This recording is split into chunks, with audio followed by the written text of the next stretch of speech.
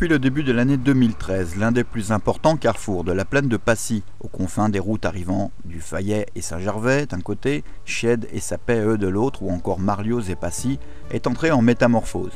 Sa dangerosité, avec deux demi-carrefours à priorité à droite, séparés par un vieux pont ferroviaire de faible largeur et limité à 2,40 m de haut, ne sont plus qu'un mauvais souvenir. Après 5,6 millions d'euros d'investissement et une attente souvent jugée encore trop longue, ce croisement routier offre à présent un visage aéré et sécuritaire avec un grand rond-point de 24 mètres coiffé par un majestueux pont-rail ferroviaire de 83 mètres de long. Le coupe-gorge, qui attendait auparavant les piétons courageux, a laissé place à de larges trottoirs de chaque côté, sécurisés par des murets en béton. Une grande partie des scolaires ne seront plus obligés de passer par les bords de l'Arve, chemin avec un escalier et peu pratique par gros temps de pluie ou en hiver. L'esthétique de finition a été soignée avec des moulurages sur les piles, des chevêtres aux formes de berceaux et des parements de pierre au pied des culées. Une végétalisation apparaîtra dès le printemps prochain pour réintégrer l'ensemble dans le décor. Le ruban a donc été coupé par les élus à 16h08, juste au moment où un TER pour Argentière franchissait le nouvel ouvrage ferroviaire, ouvert lui depuis le 7 juillet. Dès 16h15, les voitures, celles du conseiller régional Éric Fournier en tête, ont enfin pu rejoindre Marlioz. C'est la fin d'un détournement routier compliqué pendant plusieurs mois entre les deux parties de la vallée, qui était même devenu intenable lors de la mise en double sens du viaduc des Aigras pendant les travaux de la RD 1205 sur la voie descendante. L'ensemble a été inauguré en toute modestie le 21 novembre, ouvrant les deux branches ouest vers Marlioz et Chède-Bourg, alors que la continuité entre le Fayet et la PAE est restée assurée le temps du chantier, y compris en faisant le tour du rond-point depuis une semaine déjà. Un choix volontaire du département de conserver une petite part de nouveauté pour le jour de l'inauguration. Un réaménagement mieux étudié permet toujours le stationnement des nombreux véhicules, souvent des camions, clients du restaurant voisin et en toute sécurité. Enfin, une plaque commémorative devrait être apposée en mars 2014 au pied de l'ouvrage, en mémoire à David Pitard, l'ouvrier décédé accidentellement lors des travaux de pose de la voie ferrée sur le pont-rail.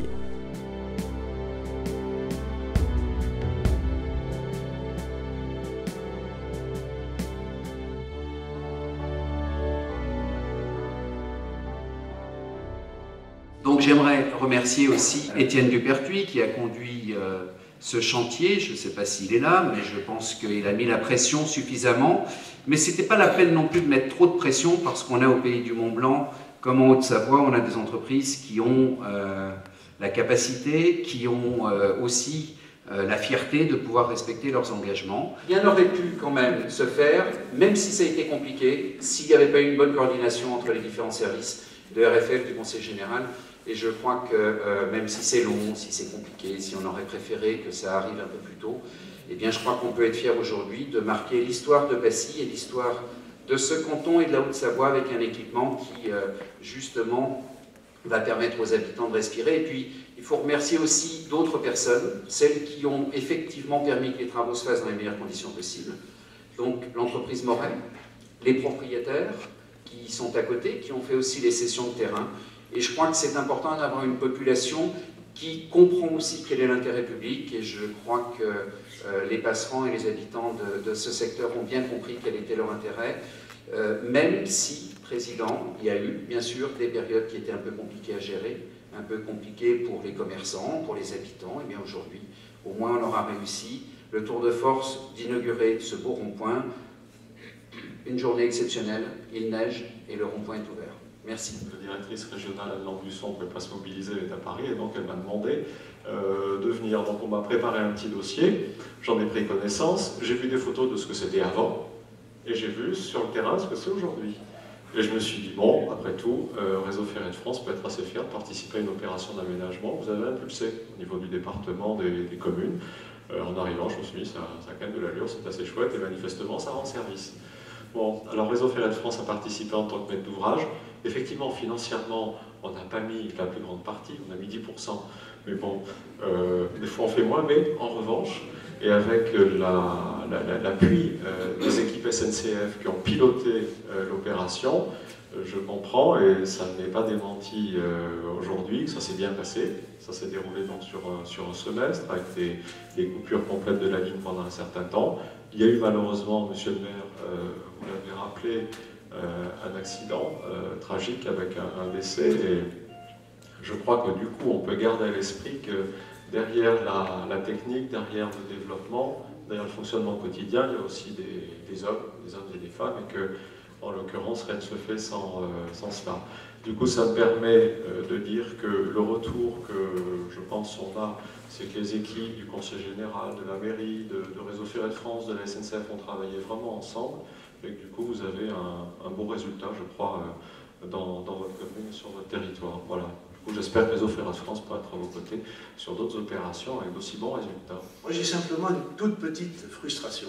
Nous venons d'inaugurer en quelques minutes, quelques petites secondes, 5 600 000 € de travaux. On aurait pu, dans d'autres départements, dans d'autres régions, y consacrer une demi-journée, une journée, et peut-être même le week-end, avec les fanfares, les mangements qu'on sait faire ici et là.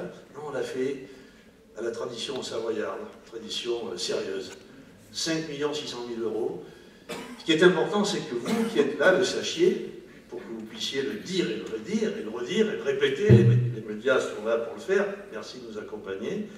5 600 000 € qui sont le fruit d'une alliance très très forte d'une collectivité qui s'appelle le Conseil général de Haute-Savoie, avec ses conseillers généraux qui ont dans leur gène cette relation au territoire. Voilà. Comprenez, quand on s'exprime les uns et les autres, un territoire qu'on fréquente, qu'on vit, qu'on aime, qu'on défend, qu'on promeut, avec des maires qui ont la même ambition, la même passion, des maires qui servent ce territoire, on les appelle les fantassins de la République, souvent, et oui, c'est ça.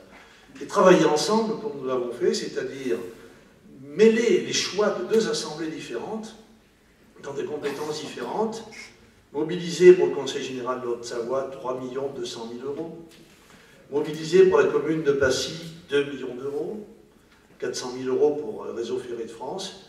C'est une œuvre qu'il faut saluer parce qu'elle n'est pas véritablement habituelle.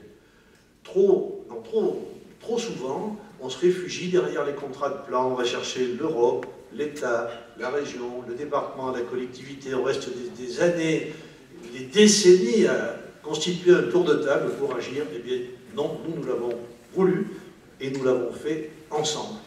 Le temps viendra, dans le cadre des contrats de plan, très prochains d'ailleurs, où nous reconstruirons en commun des plans de financement. Aujourd'hui, nous avons une volonté commune, extrêmement forte, cette capacité à déclencher une opération, à la réaliser dans ces délais aussi performants, c'est remarquable. Alors, nous avons fait une œuvre commune autour de la sécurité, de la fluidité, autour du confort, de l'usage, et je dirais même au nom de l'économie, puisque l'irrigation des zones voisines, artisanales, commerciales, en profite. Le Conseil général de Haute-Savoie a décidé et a accompagné ce dispositif parce qu'il peut le faire et parce qu'il veut le faire. Nous pouvons encore, Jean-Marc, le faire, parce que nos capacités en Haute-Savoie sont un peu moins écornées que celles d'autres départements.